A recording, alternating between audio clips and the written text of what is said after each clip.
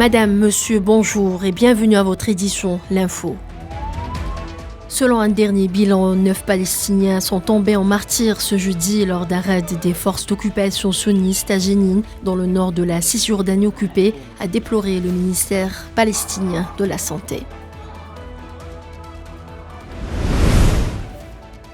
Le représentant spécial du secrétaire général des Nations Unies pour la Libye, Abdoulaye Bathily, a salué hier à Alger les efforts du président algérien Abdelmadjid Tebboune pour le règlement de la crise libyenne, se disant convaincu que les Libyens seront attentifs à ses propositions concernant le rétablissement de la sécurité dans leur pays.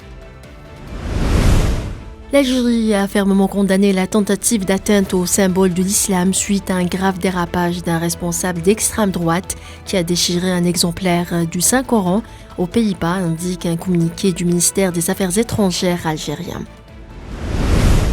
Les unités de l'armée populaire de libération sahraoui ont mené de nouvelles attaques ciblées contre les positions des forces de l'armée d'occupation marocaine, indique le communiqué militaire du ministère sahraoui de la Défense.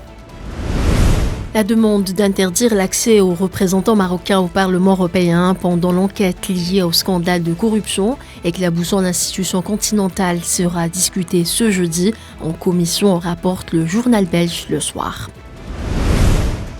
Les travaux de la 9e session des consultations politiques algéro-françaises tenues mercredi à Alger ont fait ressortir une concordance de vues sur les voies et moyens de rehausser le niveau de la coopération entre les deux pays, indique un communiqué du ministère des Affaires étrangères algérien. Au Pérou, la présidente Dina Boluarte a appelé à une trêve nationale alors que les manifestations réclamant son départ et la dissolution du Parlement ne faiblissent pas et ont déjà fait 46 morts. La Chambre algérienne de commerce et d'industrie et la Chambre camerounaise de commerce, d'industrie, des mines et d'artisanat ont signé un accord de création d'un conseil d'affaires algéro-camerounais, a indiqué un communiqué de la Chambre algérienne. On passe au sport football. L'équipe nationale de football affrontera vendredi son homologue ivoirienne au stade Nelson Mandela de Baragui en quart de finale du championnat d'Afrique des Nations CHAN 2022 avec l'objectif de valider son ticket pour le dernier carré. C'est la fin de ce flash, merci de l'avoir suivi.